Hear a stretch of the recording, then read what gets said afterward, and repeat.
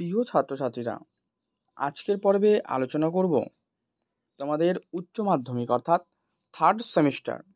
এই থার্ড সেমিস্টারে তোমাদের যে প্রবন্ধ রয়েছে স্বামী বিবেকানন্দের লেখা বাংলা ভাষা, এখান থেকে তোমাদের প্রশ্ন আসবে 5টি এমসিকিউ প্রশ্ন। প্রত্যেকটা পার্ট ভালো করে বুঝে নাও, এটা আমি সম্পূর্ণ ডিটেলস আলোচনা করব। 5টা এমসিকিউ আসবে, যার মান কিন্তু 5 নম্বর। ঠিক আছে, এক এক করে 5। তো এই স্বামী বিবেকানন্দের লেখা বাংলা ভাষা প্রবন্ধটির প্রত্যেকটা লাইন আলোচনা করব এবং তার পুঙ্খানুপুঙ্খ অর্থ সহ সহজ ও সরল ভাষায় আজকের এই পর্ব আলোচনা করব। পর্বটি অবশ্যই তোমরা প্রথম থেকে শেষ পর্যন্ত মনোযোগ সহকারে শোনো। আমি নিশ্চিত তোমাদের এই প্রবন্ধটি একবারেই কিন্তু আত্মস্থ হয়ে যাবে। তো দেখো, প্রথমে স্বামী বিবেকানন্দ সম্পর্কে 2-4 কথা আমরা জেনে নেব। তো প্রথমেই বলে রাখি যে স্বামী বিবেকানন্দের জন্ম 12ই জানুয়ারি 1863 খ্রিস্টাব্দে এবং তিনি পরলোক গমন করেছেন 4 জুলাই 1902 খ্রিস্টাব্দে। এবারে তার পরিচিতি সম্পর্কে আমরা একটু জেনে নিই যে স্বামীজি কলকাতার শিমুলিয়ার দত্ত পরিবারে তিনি জন্মগ্রহণ করেন। তার পিতা বিশ্বনাথ দত্ত, তিনি বিখ্যাত একজন অ্যাটর্নি। মাতা ভুবনেশ্বরী দেবী। শৈশবে এই স্বামী বিবেকানন্দ অর্থাৎ শৈশবে তার ডাকনাম ছিল বীরেশ্বর বা বিলে। তিনি অত্যন্ত মেধাবী ছাত্র ছিলেন। মাত্র 14 বছর বয়সে মেট্রোপলিটন ইনস্টিটিউশন থেকে প্রবেশিকা পরীক্ষায় তিনি পাশ করেন। জেনারেল অ্যাসেম্বলিজ ইনস্টিটিউশন, বর্তমানে স্কটিশ চার্চ কলেজ, এখান থেকে তিনি বিএ পাশ করেন। পিতার অকাল মৃত্যুর পর সাংসারিক দায়দায়িত্ব তার কাঁধে এসে পড়ে। তিনি শ্রীরামকৃষ্ণদেবের সংস্পর্শে আসেন এবং পরবর্তীতে রামকৃষ্ণের কাছ থেকে তিনি মানব সেবায় দীক্ষা নেন। ঠাকুরের মৃত্যুর পর তিনি পরিব্রাজক রূপে সারা ভারত ভ্রমণ করেন। তিনি শিকাগো ধর্ম মহাসভায় যোগদানের জন্য আমেরিকা যাত্রা করেন এবং ওই সভায় হিন্দু ধর্ম বিষয় বক্তৃতা দিয়ে ভারতকে বিশ্ববাসীর কাছে তুলে ধরেন। তার রচিত উল্লেখযোগ্য কাব্যগ্রন্থগুলি হল পরিব্রাজক, ভাববার কথা, বর্তমান ভারত, প্রাচ্য ও পাশ্চাত্য প্রভৃতি। তিনি উদ্বোধন মাসিক বসুমতী পত্রিকায় লিখেছেন। তিনি রামকৃষ্ণ মিশন 1897 খ্রিস্টাব্দে এবং বেলুড় মঠ 1899 খ্রিস্টাব্দে প্রতিষ্ঠা করেন। এবারে আমরা এই বাংলা ভাষা প্রবন্ধটির উৎস সম্পর্কে জেনে নেব। অবশ্যই এখান থেকে তোমরা নোট করতে পারো। দেখো, 1900 খ্রিস্টাব্দে 20 ফেব্রুয়ারি আমেরিকা থেকে উদ্বোধন পত্রিকায় সম্পাদককে স্বামীজি যে পত্র লিখেছিলেন তা থেকে বাংলা ভাষা প্রবন্ধটি গৃহীত হয়েছে। পরে এটি উদ্বোধন কার্যালয় থেকে প্রকাশিত ভাববার কথা বইটির দ্বিতীয় প্রবন্ধ বাংলা ভাষা হিসেবে কিন্তু প্রবন্ধটি অন্তর্ভুক্ত হয়। এটি আমরা উৎস সম্পর্কে জানলাম। এবারে প্রত্যেকটা লাইন এবং তার বিষয়বস্তু সহ আমরা জেনে নেব।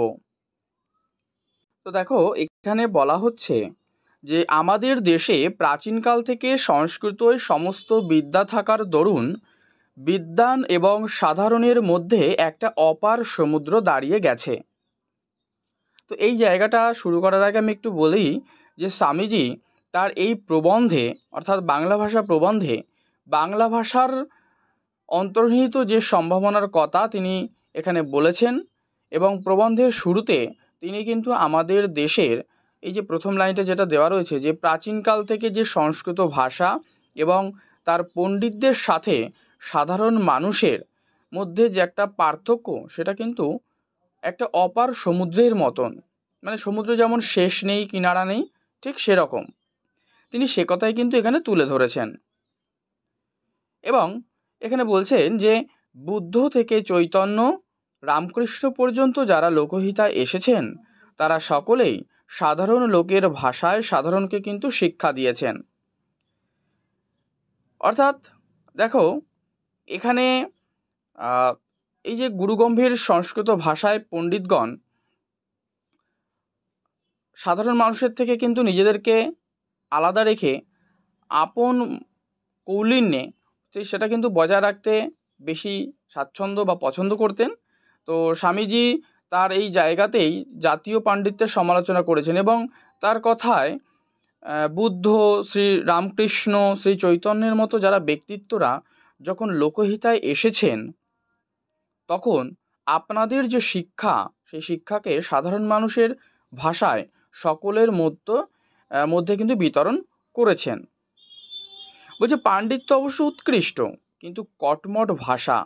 সে পাণ্ডিত্য তো বেশ ভালো, কিন্তু তার যে ভাষা সেটা কিন্তু খুবই কটমট, মানে কঠিন, সেই অর্থে বলা হচ্ছে যে তিনি পাণ্ডিত্যকে বরাবর সর্বোচ্চ আসনে আসীন করতে চেয়েছেন।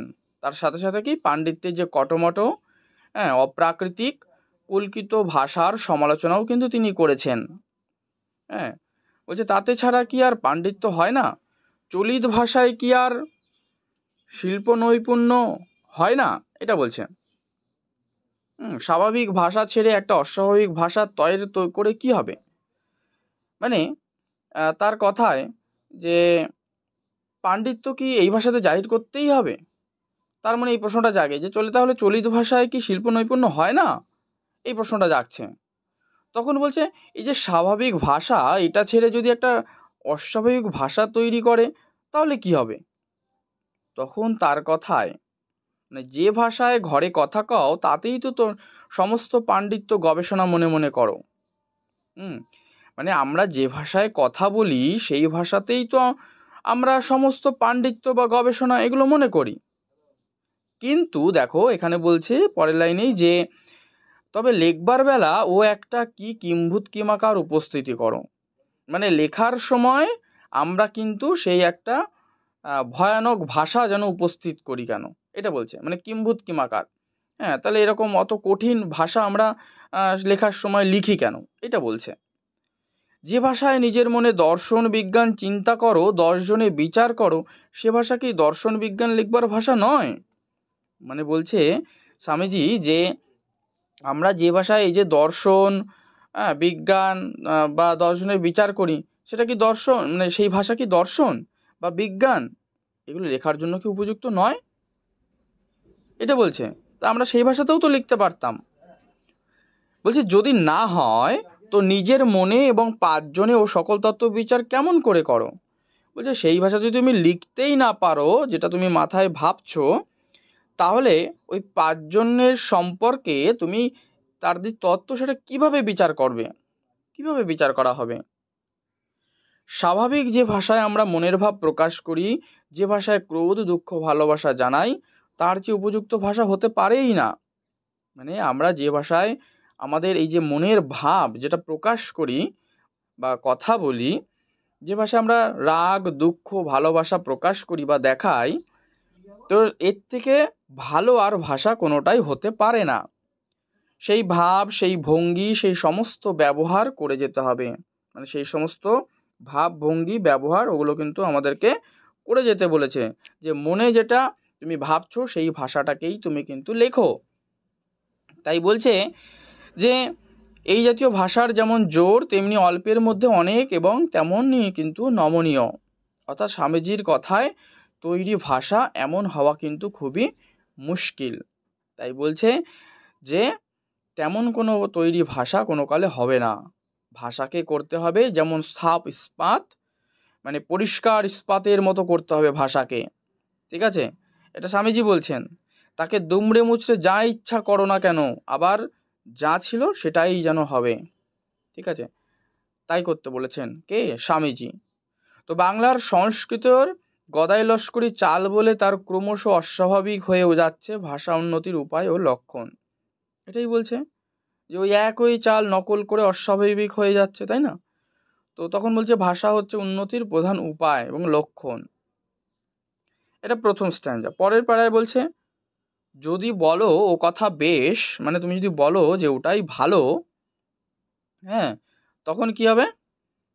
তবে বাংলাদেশের স্থানে স্থানে রকমারি ভাষা, মানে বাংলাদেশের বিভিন্ন জেলায় তার বিভিন্ন রকম ভাষা, ইউজ করা হয় বা ব্যবহার হয়, কোনটি গ্রহণ করব তখন? হ্যাঁ, বলছে প্রাকৃতিক নিয়মে যেটি বলবান হচ্ছে, মানে যেটা শক্তিশালী, যেই ভাষা সবথেকে বেশি এবং ছড়িয়ে পড়েছে, তাহলে কি সেই ভাষাটাকেই গ্রহণ করতে হবে না? সেই ভাষাটাই নিতে হবে। তাই বলছে যে অর্থাৎ কলকাতার ভাষা, মানে স্বামীজি বলছে যে কলকাতার ভাষাকেই গ্রহণ করতে হবে, কারণ এই ভাষাটাই মানুষ এখন বেশি পরিমাণে ব্যবহার করছে এবং এই ভাষাটি বলবান, মানে শক্তিশালী। পূর্ব পশ্চিম যেদিক হতেই আসুক না, একেবার কলকাতার হাওয়া খেলেই দেখছি সেই ভাষাই লোকে কয়।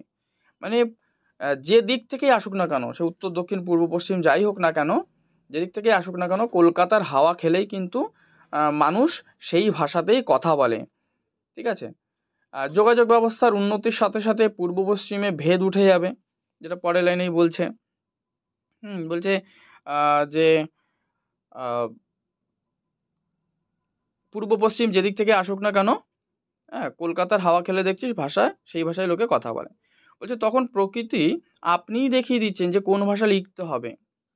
হ্যাঁ, যত রেল এবং গতাগতির সুবিধা হবে তত পূর্ব পশ্চিমে ভেদ উঠে যাবে, এই যেটা বলছিলাম এক্ষুনি। তো পূর্ব পশ্চিমে ভেদ উঠে যাবে এবং চট্টগ্রাম থেকে বৈদ্যনাথ পর্যন্ত কলকাতার যে ভাষা সেটা চলবে, এই পার্টটা বলছে। এরপর বলছে যে কোন জেলার ভাষা, তাই বলছে এখানে আবার দেখো, এই যে বলছে কি যে কোন জেলা ভাষা সংস্কৃতর বেশি নিকট, মানে সংস্কৃতর বেশি কাছাকাছি, সে কথা হচ্ছে না, কোন ভাষা জিতছে এখানে সেইটিই দেখো। ঠিক আছে, এখানে কিন্তু এই পার্টটি বলা হয়েছে যে সংস্কৃতর কাছাকাছি কোনটা সেটা দেখে কাজ নেই, যে ভাষাটি জিতছে তুমি সেই ভাষাটিকেই দেখো। বলছে যখন কলকাতার ভাষা অল্প দিনেই সমস্ত ভাষা বাংলার ভাষা হয়ে যাবে, তখন কিন্তু বইয়ের যে ভাষা, ঘরের কথা বলার যে ভাষা, সেগুলো এক করতে হবে। তবে কি বুদ্ধিমানরা কিন্তু কলকাতার ভাষাকেই ভিত্তিরূপে গ্রহণ করবে। হুম তো এথায় গ্রাম্য ঈর্ষাটিকেও জলে ভাসান দিতে হবে, মানে গ্রামের যে ভাষা, সেই সেটাকেও কিন্তু তখন বাদ দিতে হবে। হ্যাঁ, সমস্ত দেশের যাতে কল্যাণ, সেখানে তোমার জেলা বা গ্রামের প্রাধান্য ভুলে যাবে, মানে যেখানে যেখানে সব কিছুর কি প্রাধান্য রয়েছে, সেগুলোকেই তোমাকে কিন্তু নিতে হবে। তখন গ্রামের বা জেলার যে ভাষা, সেটাকে তোমাকে ভুলে যেতে হবে। বলছে ভাষা ভাবের বাহক, আর ভাবই হচ্ছে প্রধান, ভাষা পরে। ঠিক আছে, মানে ভাষা ভাবের বাহক, তাই বলছে ভাষাতে ভাবই প্রধান হওয়া উচিত। তো এই ভাষা সম্পর্কে স্বামীজির একটা পর্যবেক্ষণ রয়েছে। তিনি বলছেন হীরেমতির সাজ পরানো ঘোড়ার উপর বাদর বসালে তা আদৌ ভালো লাগে না। তো তখন সংস্কৃতের দিকে দেখা যায় যে ব্রাহ্মণের সংস্কৃত, সবরস্বামীর মীমাংস ভাষ্য, ঠিক আছে, আচার্য শঙ্করের ভাষ্য দেখো, এই পাঠগুলো দেখবে, পতঞ্জলির মহাভাষ্য দেখো, অর্বাচীনকালের সংস্কৃত দেখো, মানে এইগুলো রয়েছে, এগুলোর মধ্যে কি বিস্তর প্রভেদ রয়েছে।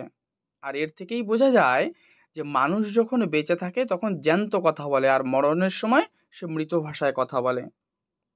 ঠিক আছে, তো মানুষ যখন তার মৃত্যু আসন্ন, চিন্তাশক্তি ক্ষয়প্রাপ্ত, ক্ষয়িষ্ণু, ঠিক সেই সময় তার উপর দু একটা পচা ভাব ফুল চন্দন দিয়ে ছাপবার চেষ্টা হয়। আর ঠিক তখন স্বামীজি ব্যঙ্গ করে সেই মহা ধুমধামের কথাই কিন্তু তুলে ধরেছেন। তার কথায় 10 পাতা লম্বা লম্বা প্যাঁচোয়া বিশেষণ, বাহাদুর সমাস, শ্লেষ ইত্যাদি মরার লক্ষণ। যখন একটা দেশ উৎসন্নে যায় তখন এইসব চিহ্নের উদয় হয়। তবে এই যে ঘটনা শুধু এটা ভাষার ক্ষেত্রে না, শিল্পের ক্ষেত্রেও কিন্তু সংক্রমিত হতে শুরু করে। তাই বলছে একটা বাড়ি, তার না আছে ভাব আর না আছে ভঙ্গি। ঠিক আছে, যে বাড়িটা না আছে ভাব আর না আছে ভঙ্গি, থামগুলোকে কুদে কুদে সাড়া করে দিল। অর্থাৎ কি, থামগুলো কুড়ে কুড়ে শেষ করে দিল। গয়নাগাটি, নাক ঘাড় ফুঁড়ে পরিয়ে ব্রহ্মরাক্ষসে সাজিয়ে দিল, কিন্তু সে গয়নার যে লতাপাতার যে চিত্র বিচিত্র ধুম, আর গানের ক্ষেত্রে গান হচ্ছে কি কান্না হচ্ছে, হ্যাঁ, কি ঝগড়া হচ্ছে, তার ভাব ও উদ্দেশ্য এই ভরতমুনিও যেন বুঝতে পারে না, যে গান হচ্ছে নাকি কান্না হচ্ছে না ঝগড়া হচ্ছে সেটি। তো আবার সে গানের মধ্যে প্যাচেরও কি ধুম, মানে বর্তমান আলোকে এগুলো শোধরাবার প্রয়াস লক্ষ্য করা যায়। তো মানুষ কিন্তু ক্রমশ বুঝবে যে ভাবহীন প্রাণহীন ভাষা, শিল্প ও সঙ্গীত কোনো কিছুই কিন্তু কাজের নয়। ঠিক আছে? তো স্বামীজির কথায় জাতীয় জীবনে যেমন বল আসবে, সেই অনুসারে ভাষা, শিল্প, সঙ্গীত এগুলো আপনা থেকেই ভাবময় ও প্রাণপূর্ণ হয়ে দাঁড়াবে। অর্থাৎ চলিত কথায় বলা যায় যে ভাবরাশি আসন্ন, তা 2000 ছাদি বিশেষণের মধ্যেও নেই। সেই সময় দেবতার মূর্তি দেখলেই ভক্তি হবে, আর গহনা পরা মেয়ে মাত্রই দেবী বলে বোধ হবে, আর বাড়িঘরদের সব প্রাণস্পন্দনে কিন্তু টগমগ করবে। সুতরাং স্বামী বিবেকানন্দ এই প্রবন্ধে বুঝিয়েছেন যে ভাষার আসল উদ্দেশ্য হলো মানুষের মনের ভাব প্রকাশ করা। ভাষা যদি খুব বেশি কঠিন হয় তাহলে তা প্রাণহীন হয়ে পড়ে এবং তার কার্যকারিতা হারায়। তাই ভাষাকে সহজ, স্বাভাবিক ও শক্তিশালী হতে হবে, যাতে তা মানুষের জীবন ও চিন্তাকে এগিয়ে নিতে পারে। ঠিক আছে? তো এই হচ্ছে দেখো তোমাদের বাংলা ভাষা প্রবন্ধটির আমি বিষয়বস্তু আলোচনা করলাম লাইন ধরে। পর্বটি ভালো লাগলে তোমরা প্রত্যেকে অবশ্যই কিন্তু লাইক করে দেবে, শেয়ার করে দেবে, চ্যানেলে নতুন হলে সাবস্ক্রাইব করে রাখবে। এভাবে প্রত্যেকটা অধ্যায় ধরে ধরে আলোচনা করা হবে এবং তার প্রশ্ন উত্তর নিয়েও আলোচনা করব। তোমরা প্রশ্ন উত্তরের সম্পূর্ণ ফ্রি পিডিএফ পেতে টেলিগ্রামে যুক্ত থাকো, যার লিঙ্ক এই ভিডিও ডেসক্রিপশন বক্সে দেওয়া থাকবে, এবং তোমরা প্রত্যেকে কিন্তু কমেন্ট করে জানাবে তোমাদের কোন প্রশ্ন উত্তরগুলো প্রয়োজন, সেগুলো সমস্তই কিন্তু দিয়ে দেওয়া হবে।